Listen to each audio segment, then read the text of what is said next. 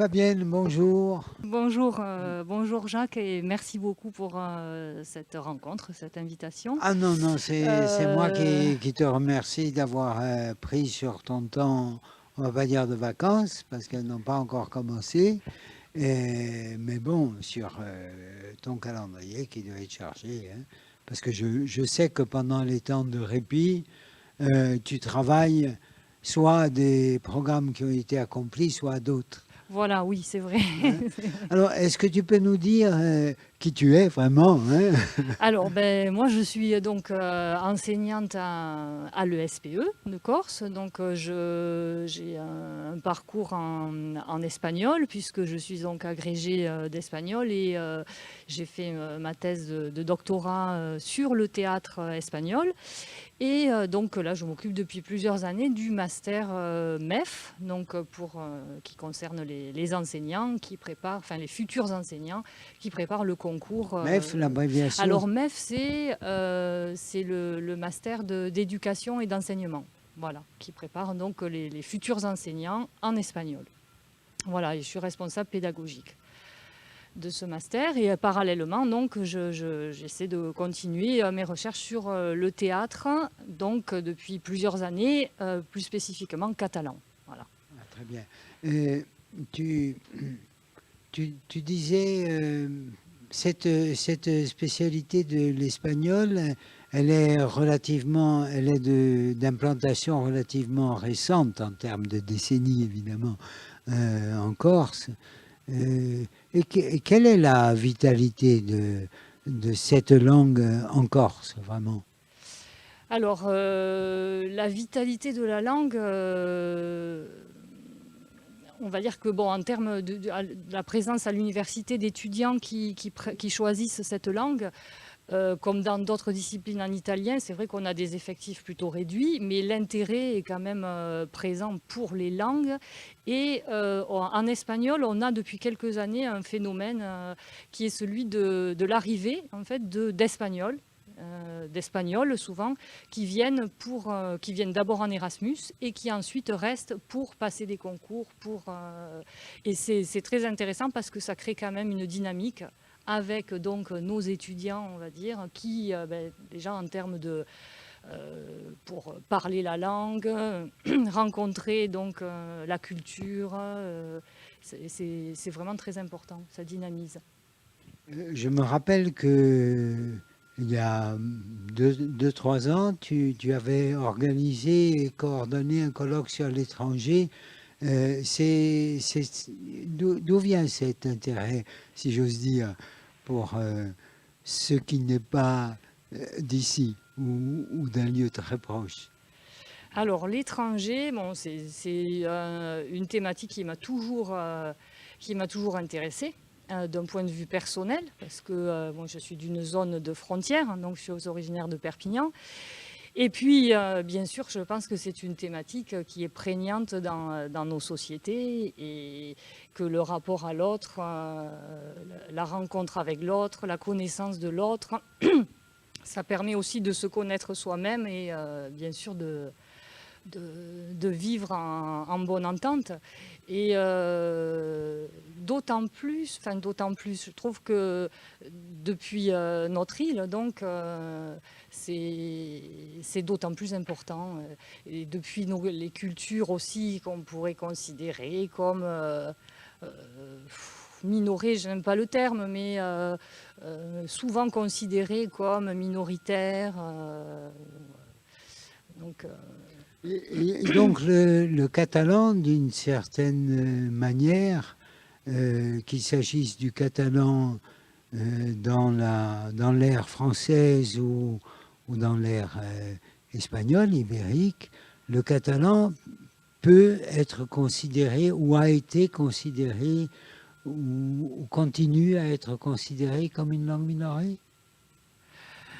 ah bon, là aussi, alors ça dépend bien sûr du point de vue. Là, c'est à la fois politique et idéologique, on va dire, parce que déjà par rapport aux chiffres, si on parle en termes de locuteurs, on voit que les chiffres ne sont pas les mêmes. Donc, Par exemple, en France, le catalan en France, que représente-t-il par rapport aux Catalans en Espagne. Alors là aussi, c'est vrai que le catalan, on dit le catalan, mais il y a différents catalans déjà. Alors on peut parler de la Catalogne Nord, je dis moi, Catalogne Nord, donc la Catalogne française, la Catalogne Sud, donc du côté espagnol, qui elle-même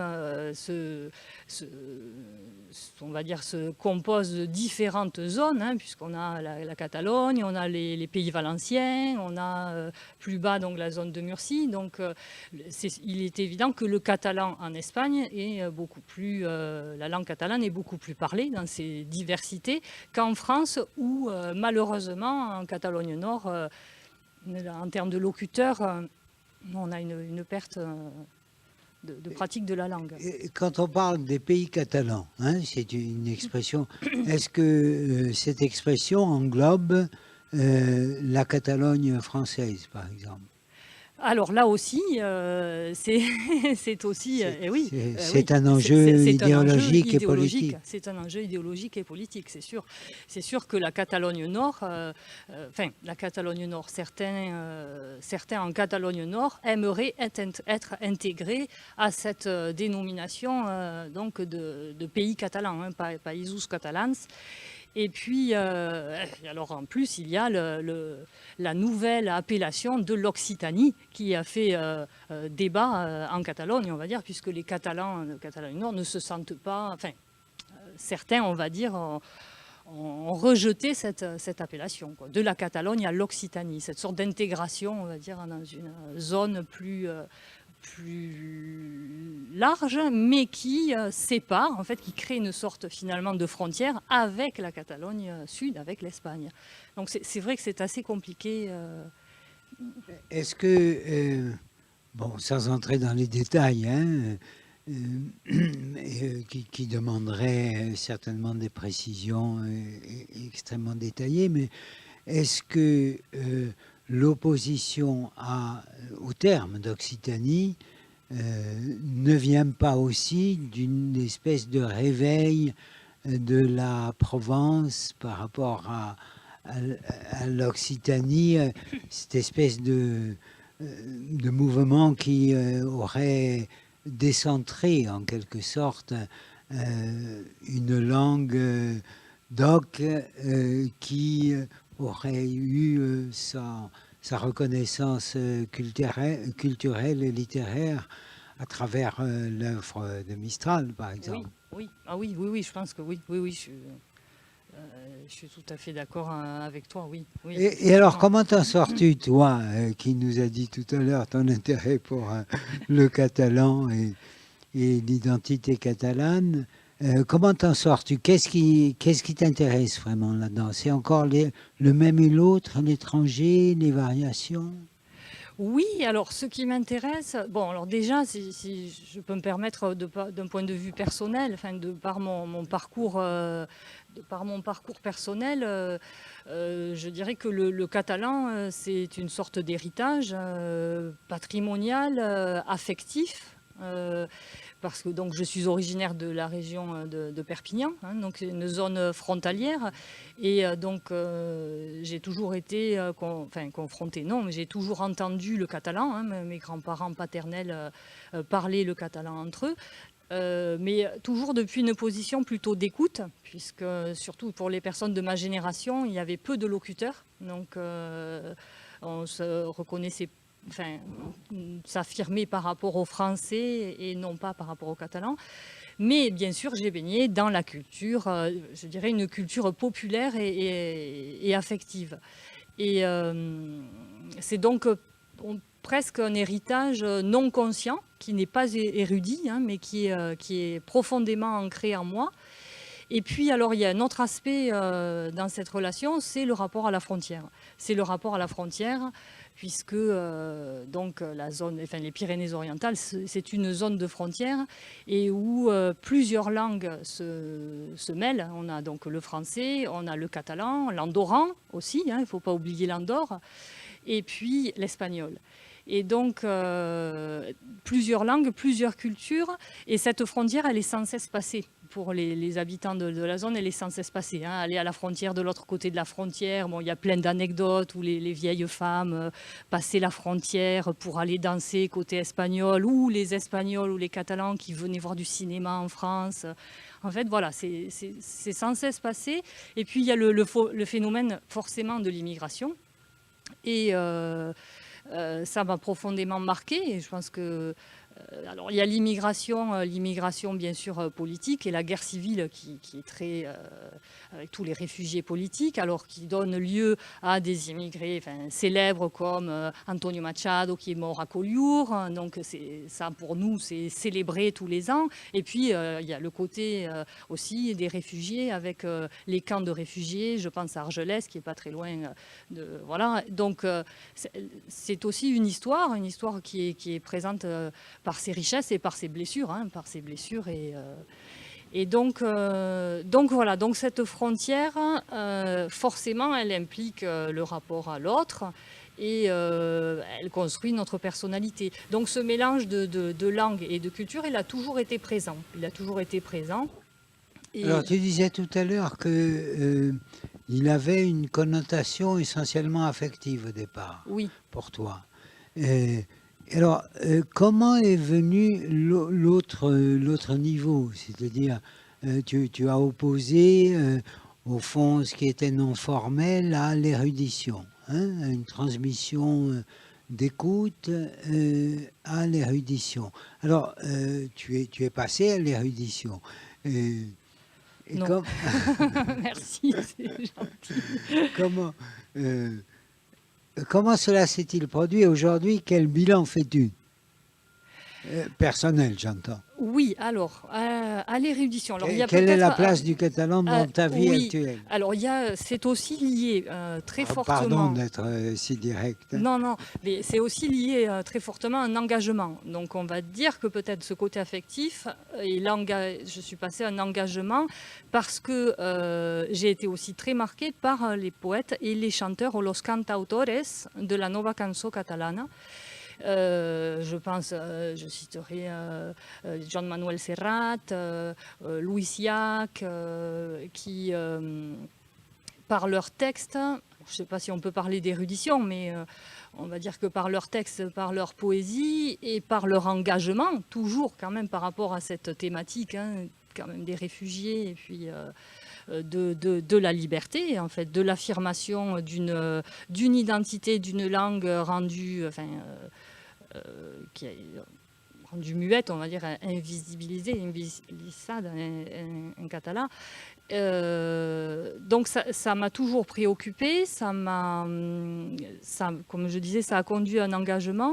Et puis, mais je pense que je suis arrivée à ce besoin de recherche sur le catalan par l'espagnol, comme dans une sorte de mouvement inverse. Hein, donc j'ai d'abord fait des études en espagnol, étudié donc le théâtre espagnol, et ensuite, comme si l'identité finalement nous rattrapait, il y a le catalan qui est revenu, donc le désir de parler la langue, de travailler la langue, et aussi il y a la découverte du théâtre, on va dire, à travers le théâtre, ce qui est aussi une sorte de frontière pour moi avec l'importance du masque. Je ne sais pas si je réponds à cette... Oui, et alors un autre élément fondamental, je pense que ça s'est vraiment déclenché avec la rencontre avec la Corse. Oui, avec alors, la Corse, je voulais, ce que tu as dit à propos de, on va dire, la proximité entre la poésie et le chant en Catalogne, dans la culture, dans l'expression catalane, m'a fait penser que peut-être il y avait quelques parentés là, étant donné l'importance justement de la musique et de la poésie chantée, on va dire. Enfin, de la poésie qui, jusqu'à une certaine date, ne se distingue pas de son expression chantée. Oui. Hein, est-ce que là-dessus, tu as des concomitances, des voisinages, des choses, des rapprochements qui te font à la fois affirmer cette ressemblance, mais aussi peut-être la nécessité de voir la poésie autrement que ce que l'on apprend à l'école et dans tout le cycle des études avec la poésie à un certain niveau, mais qui n'a rien à voir avec peut-être la poésie populaire. Hein. Voilà. Hein. Est-ce qu'il y a une hiérarchie à faire tomber? Oui. Ah ben oui, ah oui, oui. Et puis là, c'est vrai qu'alors les ponts, c'est fascinant de voir les ponts entre on va dire les deux cultures, corse et catalane. Bon, je ne connais pas suffisamment en Corse, mais c'est vrai que la chanson, on va dire, et ce phénomène de la nova canso, qui mêle la poésie et, on va dire, alors l'art populaire, même si j'aime pas trop distinguer le populaire de l'érudit, bien sûr, mais justement là, ça se mêle, et puis en même temps, ça permet aussi l'accès à tous. Hein, ça sort la poésie d'une sorte de tour d'ivoire. Et puis, il y a aussi la parole, les voix, la mise en voix de la poésie par la chanson. Et ça, c'est fascinant, qu'on retrouve aussi dans le théâtre. Et puis, les polyphonies. Alors, la polyphonie, bien sûr, on peut la comprendre à divers niveaux. Hein, les polyphonies corses, et puis on a ce mélange de voix, les chansons reprises aussi par les gens. Ça peut être aussi une forme de polyphonie, finalement, cette appropriation de la poésie. Et puis aussi, eh ben, cet engagement qu'on retrouve, je crois, à la fois en Corse et en Catalogne. Je pense aussi que ces chanteurs ont inspiré au-delà de la Catalogne. Bon, on voit aussi les reprises de différents chants. Si on pense à l'Estaca, mais il y en a d'autres. Il y a Mediterráneo qui n'est pas en catalan, qui est en espagnol, mais de Serrat, qui est reprise d'ailleurs aujourd'hui avec la thématique des émigrés, quoi. On a la Méditerranée. Je veux bien essayer de lire un texte en vous demandant d'être indulgent pour mon accent qui n'est pas très académique. Bon, il n'est pas très académique, alors non, bon, ben non, on va le soumettre à des spécialistes. Non, alors ne me fais pas peur. Donc je peux lire le poème, le magnifique poème là, donc composé écrit par Carlos Duarte. Oui. Hein, c'est ça. Oui. Lors un de ses voyages, sa venue en Corse. Oui, il y a quelques années déjà, en 2011, je crois, pour Lingui Mondi. C'est la dernière fois qu'il est venu jusqu'ici, mais nous sommes en contact permanent. Voilà, on l'a publié en traduction plusieurs fois dans Bonanno. On a fait tout un travail. Voilà. Et depuis en particulier qu'il a été plus libre de son temps, puisqu'il a exercé pendant un certain temps le secrétariat général de Jordi Pujol, donc j'imagine qu'il avait peu de temps. Oui. Malgré ça, il publiait beaucoup. Hein. Donc ça devait être son temps de réflexion. C'est là que nous l'avons connu et que nous avons apprécié son œuvre, car c'est un grand auteur catalan. Oui, avec un grand plaisir.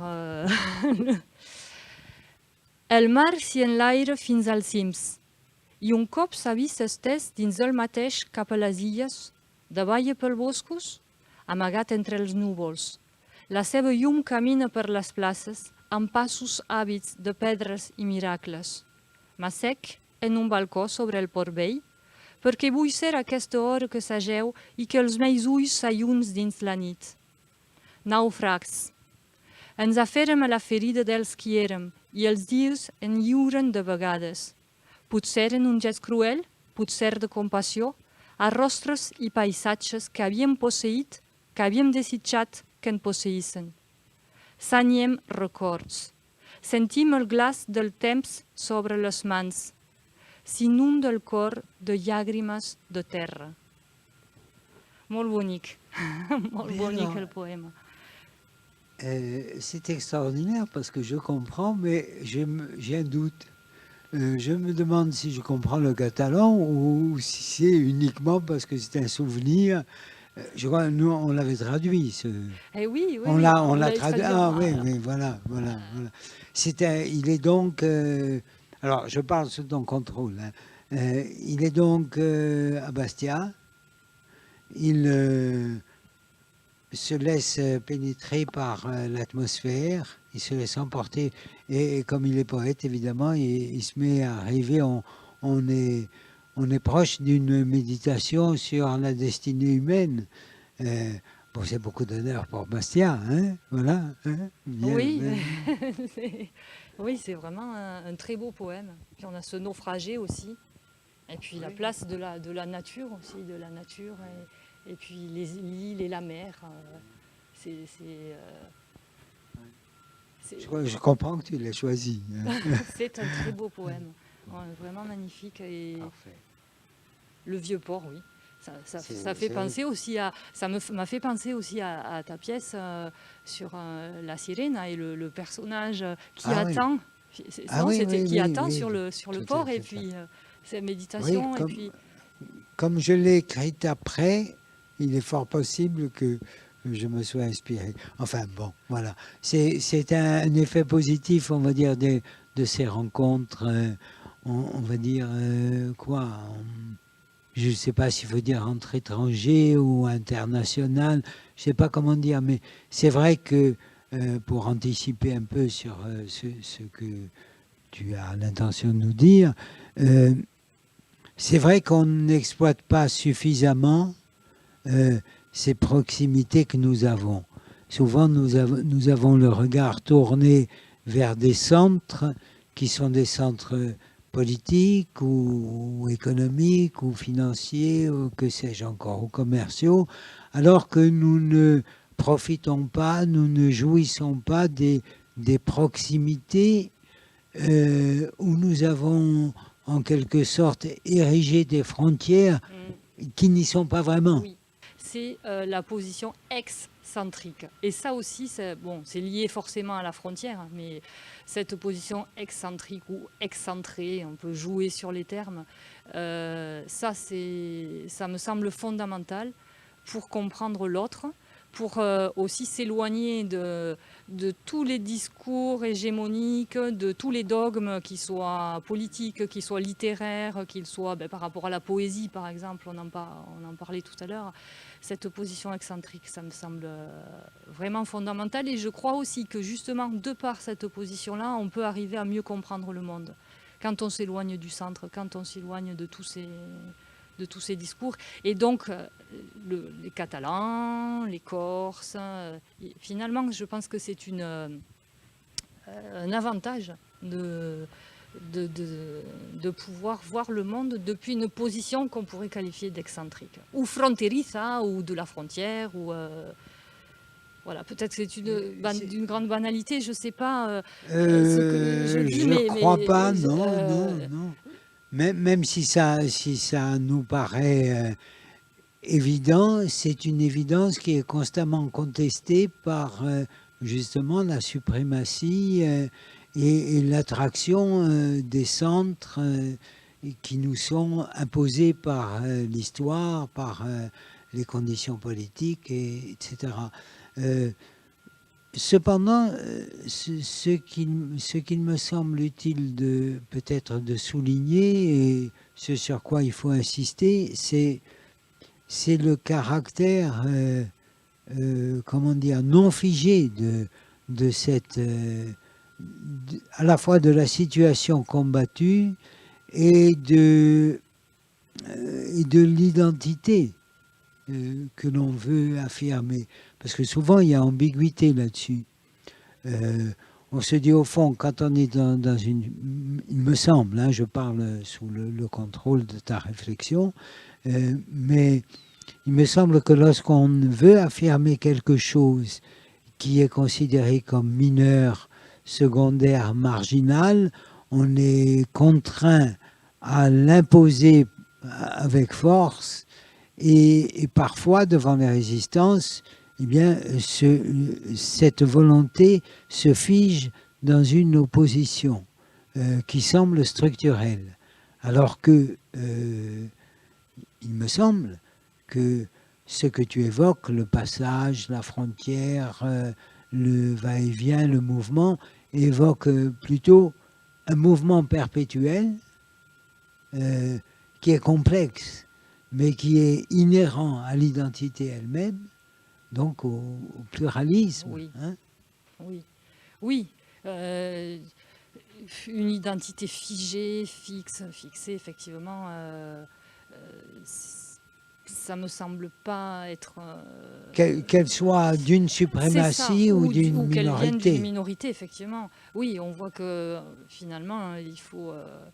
c'est une identité mouvante qui est en construction, que l'identité comme la frontière finalement. La frontière, enfin, ça dépend comment on la considère. Pareil, on peut faire le parallèle avec la frontière. Soit un mur, soit une barrière, soit un passage. Et c'est pareil pour l'identité. Et on va vers un moi multiple, hein, un yo multiple, comme on dit en catalan.